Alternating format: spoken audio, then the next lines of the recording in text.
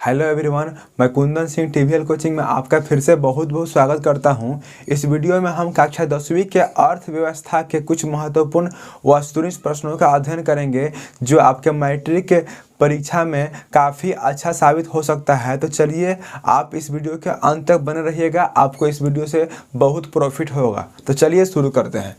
तो हम देख सकते हैं कक्षा 10वीं बिहार बोर्ड के अनुसार हम अर्थव्यवस्था आपको पढ़ाने वाले हैं। इस वीडियो में कुल मिलाकर 20 ऑब्जेक्टिव क्वेश्चन है, हमेशा वाले वीडियो की तरह। ठीक है, तो चलिए पहला सवाल आप देख सकते हैं। सवाल है, प्राचीन काल में किस धातु का मुद्रा के रूप में सर्वाधिक उपयोग होता था? तो याद रखिएगा, आजकल अधिकांश जो मुद्राएं होती हैं, रुपया पैसा होता है, या तो वो कागज़ का बनता है या फिर वो धातु का बनता है। तो कौन से धातु का बनता है? तो स्टील का बनता है, तांबा का बनता है। लेकिन प्राचीन काल में चांदी और सोना, प्राचीन काल में सोना और चांदी इतना अधिक था कि प्राचीन काल की जो मुद्राएं थी ना, वह सोना चांदी से बनाई जाती थी। ठीक है, आप याद रखिएगा कि प्राचीन काल की जो मुद्राएं थी, रुपया पैसा थे, वे सब ना सोना चांदी नामक धातु से बनाए जाते थे। लेकिन आज ये इतने कॉस्टली हो गए हैं, इतने महंगे हो गए हैं कि आजकल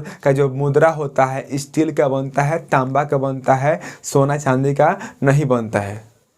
अगला प्रश्न है, मुद्रा का प्राचीनतम रूप क्या है? तो वस्तु मुद्रा। वस्तु मुद्रा का मतलब क्या? वस्तु से वस्तु का लेन देन, इसको हम वस्तु विनिमय प्रणाली कहेंगे। यदि आपके पास जूता है तो आप मार्केट जाइएगा और राशन के दुकान में जाकर बोलिएगा कि हम आपको जूता देंगे, आप हमको चावल दीजिए। मतलब वस्तु विनिमय प्रणाली में ना, मतलब वस्तु मुद्रा में क्या होता है कि वस्तु से वस्तु का लेन देन होता है। आप ये मेरा मार्कर लीजिए और आप हमको कलम दीजिए, मतलब आदला बदली होता है सामान का। लेकिन ये जो विनिमय की जो प्रणाली थी बहुत ही बेकार थी।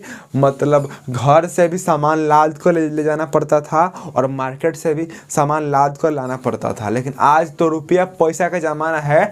आज वस्तु विनिमय प्रणाली नहीं है, आज मौद्रिक प्रणाली है। मुद्रा से वस्तु का लेन देन होता है, काफ़ी सहूलियत मिलती है। ठीक है, अगला प्रश्न है, विनिमय का सर्वोत्तम माध्यम क्या है? तो मुद्रा। मतलब सामान का कीना बेची का सबसे अच्छा तरीका क्या है? तो मुद्रा से आप खरीद बिक्री कीजिएगा तो बहुत अच्छा रहेगा। ठीक है, क्योंकि आप वस्तु विनिमय यदि करते हैं तो आपको बहुत मोल भाव करना पड़ेगा, तब आपको खरीदना पड़ेगा। मतलब बहुत ही कठिनाई उत्पन्न होगी। ठीक है, अगला प्रश्न है, वस्तु विनिमय प्रणाली की मुख्य कठिनाई क्या थी? तो वस्तु विभाजन का अभाव। मतलब ना, मोल भाव करने में बहुत दिक्कत होता था। वस्तु विनिमय प्रणाली के द्वारा सामान का विनिमय करने में बहुत ही कठिनाई उत्पन्न होती थी। अगला प्रश्न है, निम्नांकित में कौन विधिग्राही मुद्रा है? तो चेक। चेक जो होता है, चेक को हम विधिग्राही मुद्रा कहते हैं। चेक में आप रुपया पैसा भर सकते हैं और जो जिसका चेक है वो साइन कर देगा, आप जा कर के बैंक से वो पैसा उठा सकते हैं। ठीक है, इस तरह आगे बढ़ते हैं अगले प्रश्न की ओर। अगला प्रश्न है, हमारे देश में किस मुद्रा का वैज्ञानिक मान्यता प्राप्त है? तो पत्र मुद्रा। जो पत्र मुद्रा का मतलब क्या? नोट जो है, नोट को ही हम पत्र मुद्रा कहते हैं, इसको वैज्ञानिक मान्यता प्राप्त है। ठीक है, अगला प्रश्न है, मुद्रा का प्राथमिक कार्य कौन सा है? तब मुद्रा का सबसे प्रमुख कार्य है विनिमय का माध्यम। क्या है? विनिमय का माध्यम मुद्रा है। मतलब सामान का कीना बेची करने में मुद्रा अहम भूमिका अदा करता है। मुद्रा से सामान का कीना बेची करने में ज़्यादा कठिनाई नहीं होती है, हम आसानी से सामान खरीद सकते हैं मुद्रा के द्वारा। ठीक है, अगला प्रश्न है, मुद्रा वह धुरी है जिसके चारों ओर अर्थ विज्ञान मतलब अर्थव्यवस्था घूमता है। यह किस अर्थशास्त्री का कथन था? तो ये बात को मार्शल जी ने कहा था। मतलब प्रसिद्ध अर्थशास्त्री मार्शल जी ने कहा था कि मुद्रा वह धुरी है जिसके चारों तरफ अर्थव्यवस्था घूमता है। ठीक है, मतलब अलग अलग अर्थशास्त्रियों ने मुद्रा का डेफिनेशन अलग अलग दिया है। ठीक है, एक अर्थशास्त्री जी कहते हैं कि मुद्रा हमारे शरीर का हृदय नहीं है तो रक्त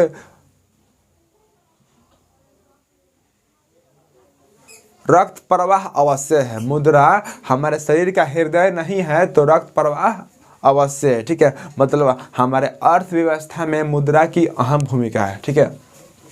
इस तरह आगे बढ़ते हैं। आगे वाले प्रश्न को आप देख सकते हैं, साख का अर्थ क्या है। तो याद रखिएगा, विश्वास तथा भरोसा को ही साख कहते हैं, ठीक है। यदि आपसे कोई व्यक्ति कर्ज ले रहा है और उस व्यक्ति पर आपका विश्वास और भरोसा है तो ही आप उसको कर्ज दीजिएगा। यदि आपको उस व्यक्ति पर विश्वास और भरोसा नहीं है तो आपको कर्ज देना बेकार है। आप कर्ज दीजिएगा तो आपका कर्ज डूब भी सकता है, ठीक है। आप पैसा समय से नहीं वसूल पाइएगा, ठीक है।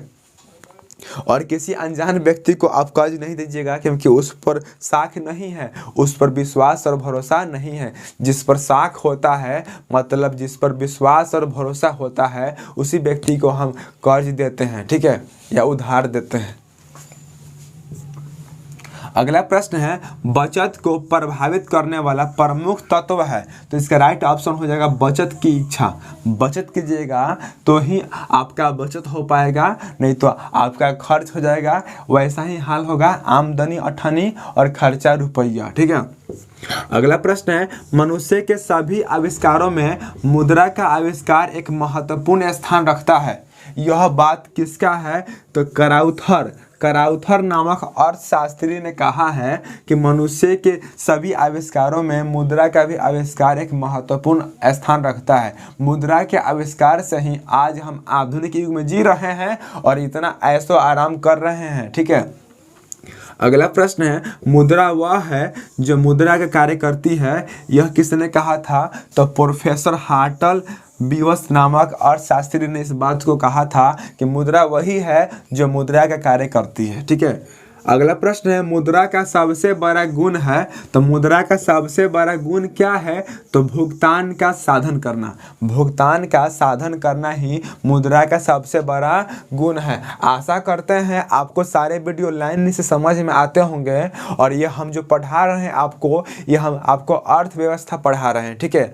और यदि आपने भूगोल वाले सारे वीडियो को, हिंदी वाले सारे वीडियो को और संस्कृत वाले सारे वीडियो को नहीं देखा है तो आप जा करके देख लीजिए। हमने अपने YouTube चैनल के प्लेलिस्ट में एक NCERT क्लास 10th करके एक प्लेलिस्ट बनाया है। उस प्लेलिस्ट में कक्षा 10वीं के सारे वीडियो लाइन से मिलेंगे। आप सारे वीडियो को देखिए, आपका पक्का बहुत अच्छा नंबर आएगा, ठीक है। तो आप लाइन से देखिए और यदि आपको लगता है हम आपके लिए वाकई मेहनत करते हैं तो आप सिर्फ हमारे वीडियो को शेयर कीजिएगा। हम समझ जाएंगे कि आप हमारे पढ़ाए गए बातों से या हमारे वीडियो से सहमत हैं, ठीक है। आपको हमारे वीडियो से संतुष्टि मिल रही है, ठीक है। आप सिर्फ हमारे वीडियो को शेयर कीजिए, यही हमारे लिए बहुत है, ठीक है। तो चलिए आगे बढ़ते हैं अगले प्रश्न की ओर। सवाल है, मुद्रा वह है जो मूल्य का मापक और भुगतान का साधन है। यह किसका कथन है? तो यह कथन जो है कोलाब्रन का है, ठीक है। अगला प्रश्न है, मुद्रा वह वस्तु है जिसे सामान्य स्वीकृति प्राप्त है। यह किसका कथन है? तो इस कथन को सेलिगमैन नामक अर्थशास्त्री ने कहा था, ठीक है। अगला प्रश्न है कि भारत में 2 रुपया, 5 रुपया, 10 रुपया, 20 रुपया, 50 रुपया, 100 रुपया, 200 रुपया, 500 रुपया तथा 2000 के नोट कौन जारी करता है? तो इसका राइट ऑप्शन हो जाएगा reserve bank of India, RBI। RBI ही 2 रुपया, 5 रुपया, 10 रुपया, 50 रुपया, 100 रुपया, 200 रुपया, 500 रुपया और 2000 रुपये के नोट को जारी करता है कौन? RBI, reserve bank of India, ठीक है। अगला प्रश्न है, किस कार्ड के द्वारा व्यक्ति निर्धारित धनराशि के अंदर वस्तु की खरीद कर सकता है? तो इसका राइट ऑप्शन होगा क्रेडिट कार्ड के द्वारा है। यदि आपके पास क्रेडिट कार्ड है तो आपको कुछ छूट भी मिल सकता है, ठीक है। अगला प्रश्न है, आधुनिक युग की अर्थव्यवस्था की प्रगति का श्रेय किसको दिया जा सकता है? तो इसका राइट ऑप्शन होगा मुद्रा को। मुद्रा के द्वारा ही हम आज अर्थव्यवस्था जो है हमारी आधुनिक युग में चल रही है, ठीक है। अगला प्रश्न है, अर्थशास्त्र में साख का अर्थ क्या होता है? तो विश्वास और भरोसा ही साख का अर्थ होता है। मतलब ऋण लौटाने की क्षमता होनी चाहिए या ऋण पर भरोसा होना चाहिए, ठीक है। ऋणी यानी क्या मतलब? जो कर्ज लिया है आपसे, आपको उस व्यक्ति पर भरोसा होना चाहिए, तो ही यही साख है। मतलब विश्वास और भरोसा को ही साख कहते हैं। लास्ट क्वेश्चन है, ऋणी की साख का मुख्य आधार है, तो इसका राइट ऑप्शन हो जाएगा उसकी पूंजी एवं संपत्ति। ठीक है, यदि आपसे कोई कर्ज लेगा या बैंक से कोई व्यक्ति कर्ज लेता है तो बैंक वाले उस व्यक्ति से कुछ प्रूफ के तौर पर जमीन का रसीद या गहना का रसीद गहना गिरवी रख लेते हैं, तब उसको कर्ज देते हैं। ठीक है, तो इस तरह इस वीडियो का पूरा ऑब्जेक्टिव क्वेश्चन खत्म हुआ। आगे मिलेंगे अगले अर्थव्यवस्था की वीडियो में। मात्र 2-3 वीडियो में हम अर्थव्यवस्था आपका पूरा खत्म कर देंगे। उसके बाद हम इतिहास का वीडियो लाएंगे, और जो आपके मैट्रिक के बोर्ड परीक्षा है तो काफ़ी अच्छा साबित होगा। तो बस अब हम आपसे विदाई लेना चाहते हैं। नमस्कार, जय हिंद, जय भारत।